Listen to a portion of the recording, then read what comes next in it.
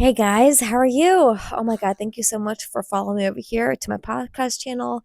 Welcome to Hope70. Let's talk. As most of you know, well, those who follow me on Instagram, you guys know um, that I ventured into the podcast world. Another Christian-based branch of mine. We're going to be talking about testimonials, Bible readings, life conversations, life happenings, sports, kind of a mixture of everything.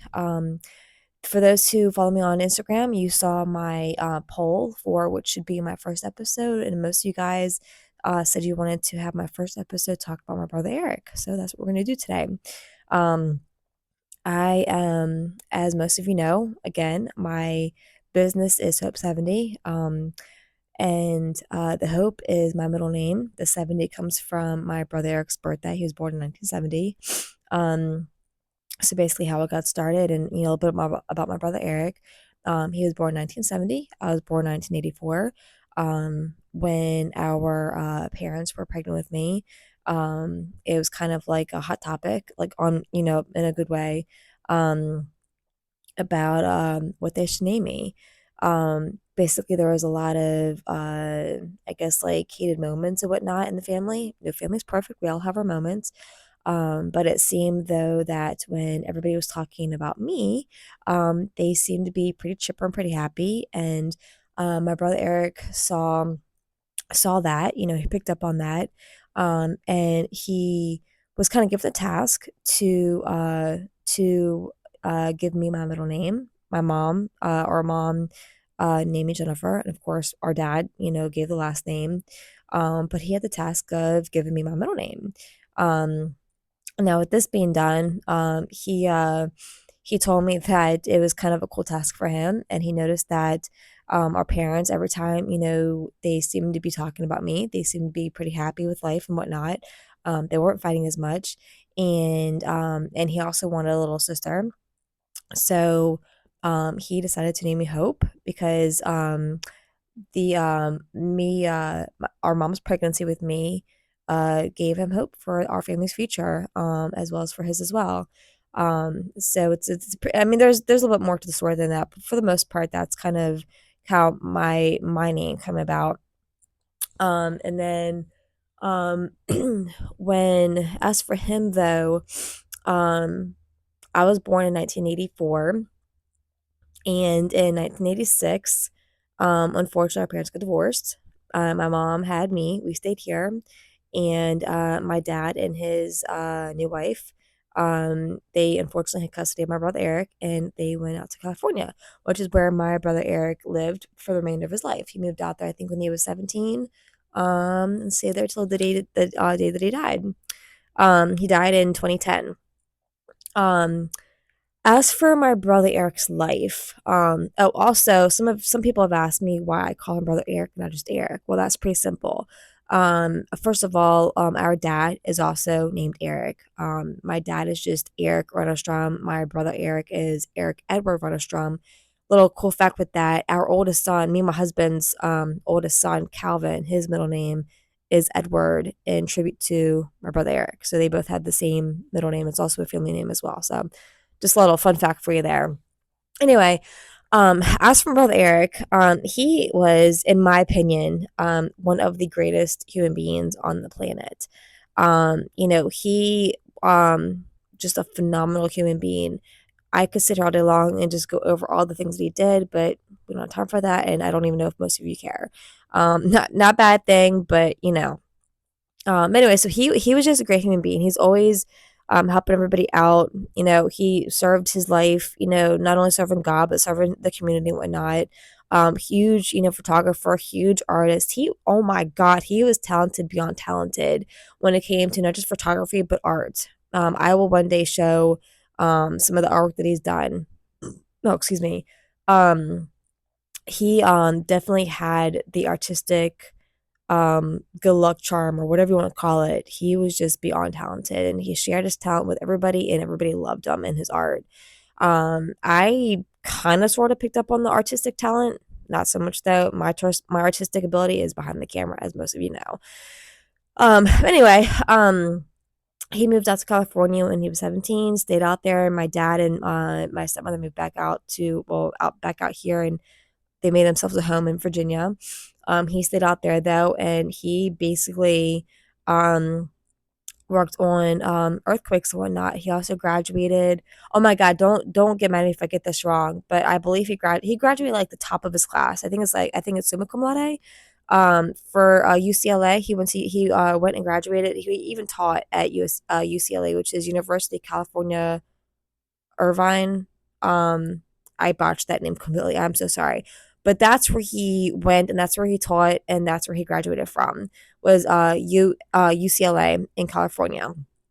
Um but anyway, and I think that's also where he met his uh at the time wife. But anyway, but he was all into like earthquakes and all that kind of stuff and just making a difference wherever it could go and just a phenomenal human being. Um Fast track to, last couple years, well, I guess like the last couple years of his life. He did pass away in 2010 from cancer. He was diagnosed with cancer when I was in middle school. Don't ask me the years, don't remember. But when I was in middle school, he was diagnosed with cancer. And his diagnosis was throat cancer. Um, I don't know how he got it. Never smoked, so I don't know how he got it. But either way you go, he fought a very long, difficult battle with cancer. I mean, it was a very, very many years.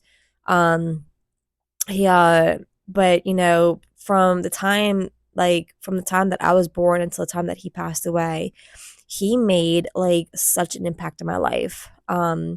He not only was my major guiding light, he was also like a second father to me, my number one best friend. Guided me through everything. He was so much so that we kind of had a little joke, basically saying that we were twins, just 14 years apart. Not only did we look a lot alike, as you can see right here, but we were so freaking close, like spiritually tied at the hip. Um, I'm not sure if him living in California had a impact on that or not, because I don't know if we would be so close. I'm sure we would be, but some people have asked, hey, if you think if you actually live with your brother Eric, do you guys think you'd be so close? I think we would be.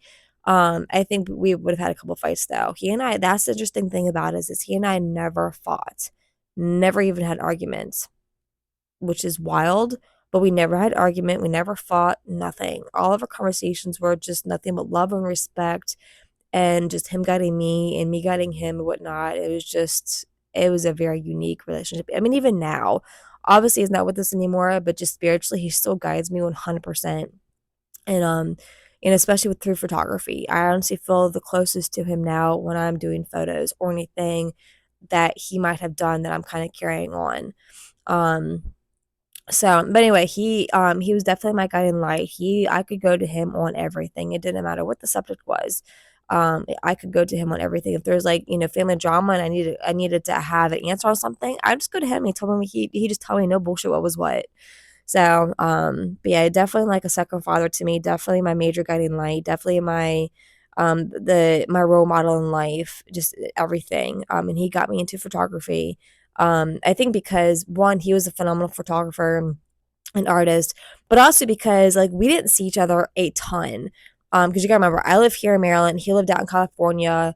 And with him being sick, he could travel, just not a lot. And I could travel, and I traveled out to see him quite a bit.